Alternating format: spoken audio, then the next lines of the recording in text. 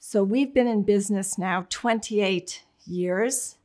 And while our investment portfolio was invested, as most traditional portfolios have been until this time, to get the maximum return, financial return on investments, we understood that these times call for leveraging all of our assets and bringing into much more synergy the social programs we conduct alongside the financial investments. Our commitment to our core values is really important to us. And there is a deep resonance, if you will, around what's happening in the impact investment space.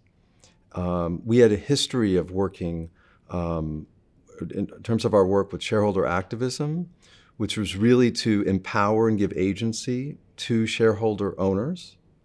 In the same way, that's where we see as a tremendous opportunity for impact investment. I think that there was some realization that we weren't achieving the impact that was possible with our investment side, that we really had kind of two sides of the house. We had the grant side and we had the investment side. And it was really easy to look at the world that way because you had a grants committee and you had grants professionals and you could measure the results. And on the investment side, you basically wanted to reduce risk and increase return, and you had goals that you had to meet, and kind of the worlds didn't really meet. When I came on board, I had many conversations with the board and the staff, a passion for this in the field and experience, and seeing the trends in the field of philanthropy. Also recognizing that the Nathan Cummings Foundation mission, which is focused on climate change and inequality, is directly related to the role of capital markets. And if we're going to make change in capital markets, we need to use all of our resources for impact. And so we took an intentional step of saying, we want to actually really learn about the field of impact investing. That was a really critical turning point for the board and the staff. And we went through a very thoughtful process to lay out how we would learn together as a full board and investment committee, bring the entire foundation into alignment, and make a decision and make a decision at the end of that process.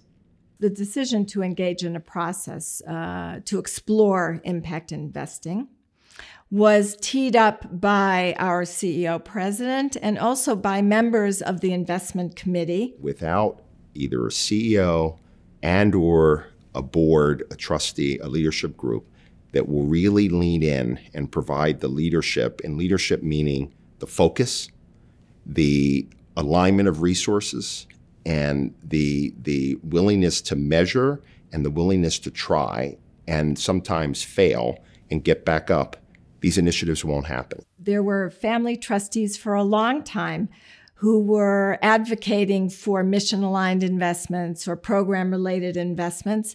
And more often than not, our traditional, very, very well-intentioned, skilled professionals would say, allow us to make the money and you give the grants. Don't mix these two things. Don't tie our hands in any way.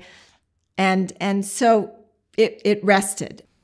Someone put forth the vote. It was probably brought up by the board chair at the time. And I would love to say I know who said, oh, let's go 100%. It was not me. I kept my mouth shut. And other people said yes.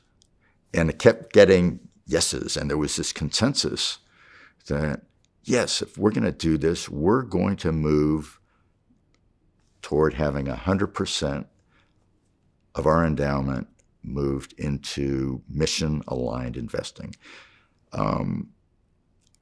There was a discussion about saying, well, we're going to do 100% impact. It's like, no. You can't say that because we haven't defined what impact is going to mean exactly for us, but definitely 100% towards the mission alignment. And we had to figure out, okay, that's the decision. Now, how are we going to do this?